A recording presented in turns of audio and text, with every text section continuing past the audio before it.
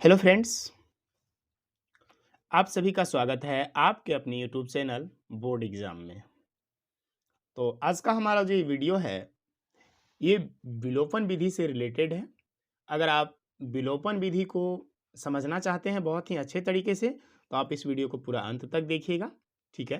तो सबसे पहले हम बात करते हैं कि विलोपन होता क्या है, विलोपन विधि कहते किसे हैं?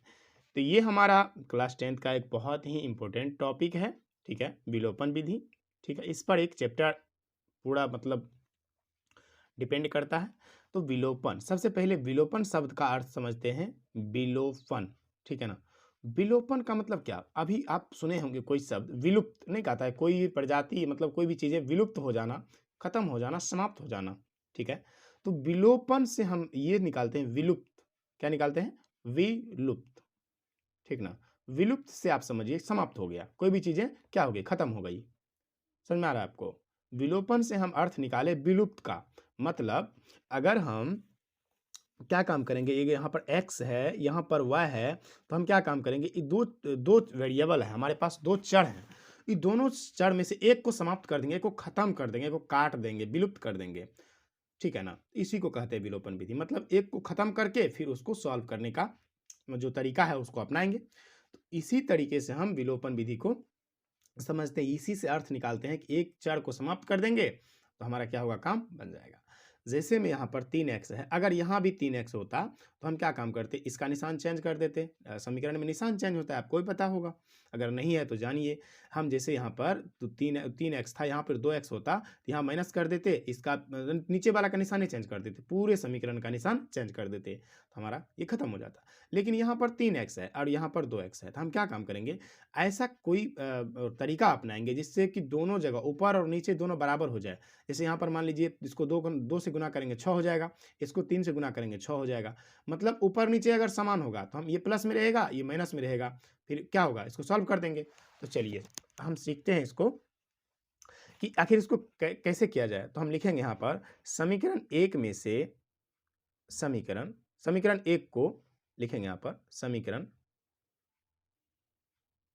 एक में, समीकरण एक में 2 से तथा,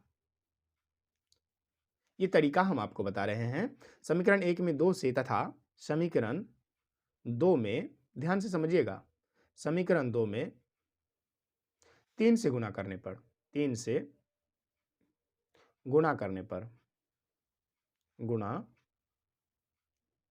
करने पर समीकरण अगर हम इसमें 2 से गुणा करते हैं और समीकरण 2 में 3 से गुणा करते हैं तो पूरा समीकरण क्या बन जाएगा, सो देखिए। 3 में जब 2 से गुना होगा तो ये 6x बनेगा, 4 में जब 2 से गुना होगा तो ये 8y बनेगा, और 10 में जब 2 से गुना होगा तो ये क्या बनेगा, 20 बनेगा, राइट। इसी तरीके से समीकरण नंबर 2 में अगर 3 से गुना होगा 2 में तो 6 बनेगा, फिर से ये x बनेगा, यहाँ पर 3 दूना फिर से ये 6y बन जाएगा, लेकिन यहाँ माइनस है, बराबर में 2 तिया 6। आप देखिए अब हम क्या काम करेंगे, इस पूरे का निशान चेंज कर देंगे, ठीक ना? हम आपको अभी तुरंत बताए हैं कि पूरे समीकरण में, जैसे समीकरण नंबर ये हम इसको 3 कह सकते हैं, इसको 3 समीकरण नंबर कह सकते हैं, इसको समीकरण नंबर 4 कह सकते हैं, ठीक ना? इसको समीकरण नंबर 4 कह सकते हैं। आप तरीका पहले सीख लीजिए, उसके बाद आपसे सवाल बहुत ही आसान तरीके से बनना शुरू हो जाएगा। तो मतलब अब हम क्या करते हैं, जब ये हमें बराबर दिखने लगे, जब ये दोनों बराबर हम किसी तरीके से इसको कर लेते हैं, तो हम क्या करेंगे, नीचे वाले का निशान चेंज करेंगे, यानी ये प्लस में था इसको माइनस में कर दिए, ये माइनस में था इसको प्लस में कर दिए, राइट। अब ये भी प्लस में है तो इसको भी माइनस में कर देंगे, ओके। अब ध्यान दीजिए, यहाँ पर +6 है, यहाँ पर -6 है, क्योंकि हमने अभी तुरंत चेंज किया है, तो ये खत्म हो जाएगा, दोनों काट देंगे हम। लेकिन यहाँ पर ध्यान दीजिए, यहाँ पर +8 है, यहाँ भी ये इसका वैल्यू खत्म हो गया, यानी कि माइनस में ये नहीं रहा, अब किस में आ गया, क्योंकि अभी हमने निशान इस सबका सबका टोटल पूरे समीकरण का निशान चेंज किया है। इसका भी पहले से जो निशान था उसका वैल्यू खत्म है, अब नया वाला जो निशान आया इसका वैल्यू रहा, मतलब 6y क्या आ गया, प्लस में आ गया। तो 8y यहाँ प्लस में, 6y यहाँ प्लस में, तो ये कितना हो गया, 14y हो गया, राइट।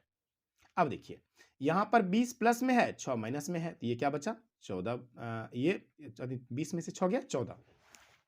तो अब ये हो जाएगा y बराबर 14 बटे में कितना आ जाएगा, इस 14 को उधर भेजेंगे तो क्या आएगा, नीचे में आ जाएगा, राइट। ये कटेगा पूरा, तो y बराबर क्या आ जाएगा, 1, यानी कि y का वैल्यू हमारा क्या आ गया, 1 आ गया, ठीक है। अब इस y के वैल्यू को हम समीकरण 1, 2, 3, 4 कहीं भी रख सकते हैं, कोई फर्क नहीं पड़ता है। तो हम समीकरण में कहाँ रख देंगे? समीकरण 1 में रख देंगे। अब लिखेंगे यहाँ पर एक लाइन लिख लेंगे, समीकरण 1 में y का मान रखने पर, समीकरण 1 में y का मान रखने पर, y का मान रखने पर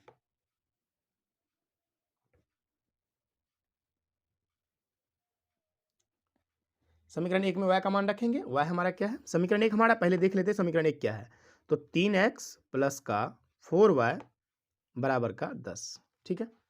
तो y का वैल्यू कितना है? 1 आया है, यानी कि 3x प्लस 4 इंटू 1, ठीक है ना। क्यों? क्योंकि y की जगह पर हमें 1 रखना है। क्यों? क्योंकि y के बराबर में 1 है, राइट। उसके बाद 10, तो ये हो गया हमारा 3x प्लस में 4 को 1 से गुना करेंगे, 4 बराबर में 10, ठीक है। तो ये होगा 3x बराबर में 4 को उधर भेजेंगे तो घट जाएगा, यानी कि 10 माइनस 4, तो 3x बराबर 6, ठीक है ना। x का वैल्यू आ गया हमारा 2, क्योंकि 3 से 2 से कट जाएगा, 3 दूना 6, यानी कि y का वैल्यू हमारा 1 और x का वैल्यू हमारा 2। इस पूरे समीकरण का आंसर क्या है? x का वैल्यू 2 और y का वैल्यू 2, सॉरी y का वैल्यू 1, x का वैल्यू 2। आई होप आपको विलोपन विधि अब तक बहुत ही अच्छे तरीके से समझ में आ गया होगा। एक बार मैं आपको फिर से समझा देता हूँ।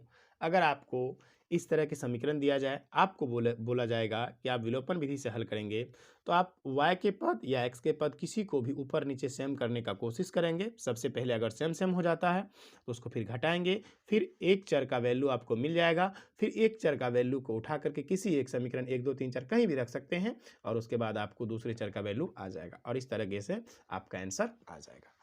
तो आई होप ये वीडियो आपको समझ में आ गई हो।